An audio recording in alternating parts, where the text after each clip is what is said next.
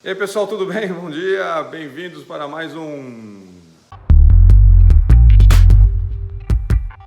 Hoje a gente vai conversar um pouquinho sobre o que aconteceu no final de 2017. Em outubro de 2017, o Prêmio Nobel de Economia foi dado para o Richard Thaler, que é um cara que faz uma coisa diferente de economia, que chama de economia comportamental. E esse corpo aí de conhecimento de teoria comportamental, ele vem crescendo, na verdade, desde antes disso, desde os anos 70, devagarzinho, e hoje virou quase que um mainstream, né? Todo mundo que se preza estuda um pouquinho de economia comportamental e de finanças comportamentais. Tá? Da onde que surge isso daí? A ideia, basicamente, é que em economia, os nossos modelos pressupõem que tem um cara que está fazendo o melhor para si, que é um agente que a gente chama de racional, que aprende com os erros, que corrige o que ele fez de errado no passado, através de interações, etc. E a gente prefere tratar, então, todas as pessoas com afirmas, até governos, como se fossem racionais, voltados para o seu, né, tomando decisões que melhorem as suas condições, voltadas para os seus próprios interesses. O que essa área de teoria comportamental trouxe de novidade para a gente é que, olha, tem algumas situações que parece que as pessoas não se comportam assim.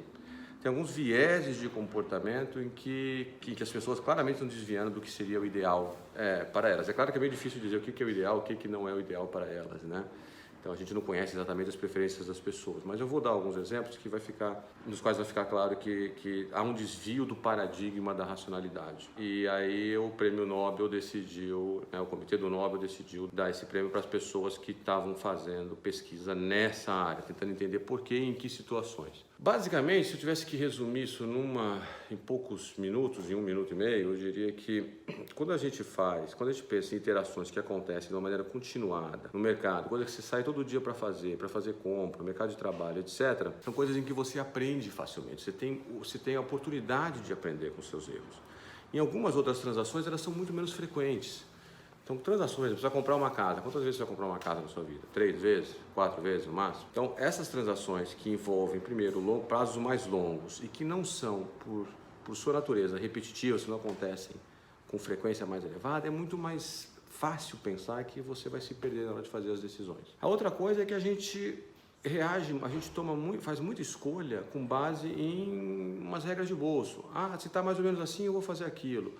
Se está mais ou menos para o lado direito, eu vou ali fazer aquela escolha para o lado direito. Mas as informações, às vezes, necessárias para fazer uma escolha correta, por exemplo, de quanto poupar para o futuro, são muito complexas. E a gente, às vezes, não tem tempo nem habilidade cognitiva para pensar com profundidade sobre isso e fazer exatamente o que é melhor para a gente. Vai desviar. Outra coisa, o ser humano ele é muito apegado a algumas coisas. Ele é apegado ao presente, por exemplo. Então, nessas escolhas que tem, em todas as decisões que a dimensão temporal é importante, a gente normalmente vai fazer burrada. A gente vai fazer burrada, então, nas decisões que os impactos vêm muito lá para frente.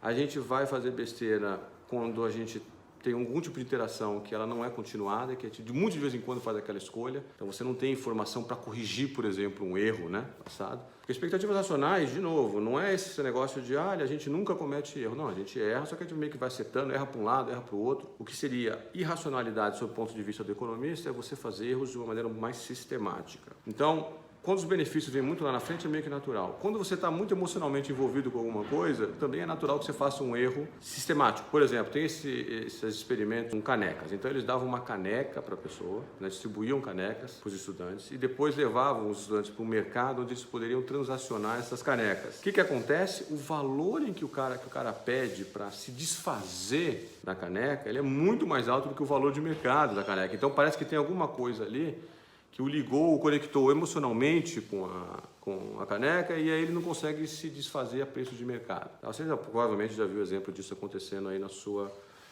vida. Outra decisão que é absolutamente difícil para as pessoas é poupar. Então o presente está sempre ali, imediato, uma coisa que vai acontecer naquele momento, então você tem uma gratificação de curto prazo vis-à-vis um benefício que vem lá no longo prazo. Então a gente fala que as pessoas são hiperbólicas, no sentido de que as preferências delas estão muito voltadas para o presente. Eu vou dar um exemplo de preferência hiperbólica. Suponha que você oferece para você o seguinte, olha, eu te dou ou R$10 hoje ou 11 amanhã. Uma taxa de retorno espetacularmente elevada, né? 10% de taxa de retorno. Aí, em geral, as pessoas vão querer pegar os R$10 hoje, porque não, hoje já estou com o dinheiro aqui, já posso gastar agora. Agora, se você faz o mesmo tipo de oferta, só que um ano para frente, então, olha, você pode ter R$10 daqui a 365 dias ou R$11 daqui a 366 dias. Aí você vai ver que todo mundo vai querer pegar esses R$11, né, com a taxa de retorno de 10% em um dia, em 366 dias. Então, você vê que, assim, quando a gente está olhando para o presente, a gente desconta o desconto que a gente faz em relação ao quanto a gente valoriza o futuro. Quando a gente está olhando para o curto prazo,